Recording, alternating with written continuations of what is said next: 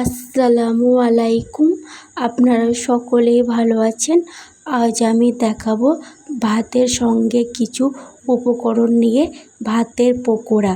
কিছুটা পেঁয়াজ কুচি, কাঁচা লঙ্কা কুচি, আদা কুচি, রসুন কুচি, একটা কাঁচা ডিম, কালো জিরে, সেদ্ধ করা মাছ আর সেদ্ধ করা কলা, আর কিছুটা পরিমাণ নিয়ে নিয়েছি ভাত।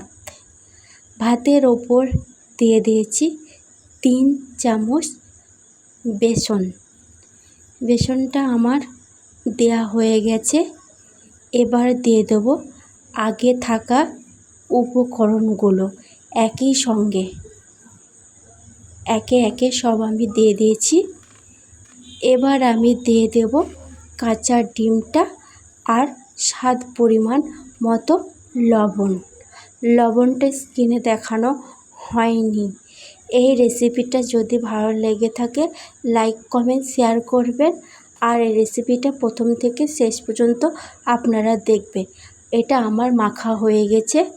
এবার আমি একটা গোল গোল আকৃতি করে নেব আর ডিমের মতন আকৃতি করে নেব। আমার করা হয়ে গেছে। এবারে আমি কড়াইয়ে তেল গরম করতে দিয়ে আমি দিয়ে দিয়েছি পকোড়াগুলো অল্প আঁচে হালকা হিটে ভাজতে হবে, যাতে পকোড়াগুলো পুড়ে না যায়। পুড়ে গেলে খেতে ভালো লাগবে না। উলট পালট করে ভাজতে হবে হালকা হিটে। এবার আমি নেড়ে চেড়ে নিচ্ছি পকোড়াগুলোকে, যাতে তলায় লেগে না যায়। এবার একটা পাত্রতে আমি পকোড়াগুলোকে তুলে নেব। আপনারা সকলেই দেখছেন পকোড়াগুলো একটার গায়ে একটা লেগে নেই, সবগুলাই ছেড়ে ছেড়ে আছে। এবার আমি পকোড়াগুলো একটা পাত্রতে তুলে নিচ্ছি।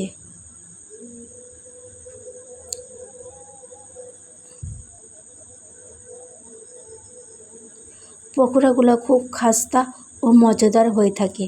আপনারা তো অনেক রকম পকোড়া করে খেয়েছেন, একবার এই পকোড়াটা করে ট্রাই করে দেখবেন। খেতে খুব সুস্বাদু হয়ে থাকে আর মজাদার হয়ে থাকে।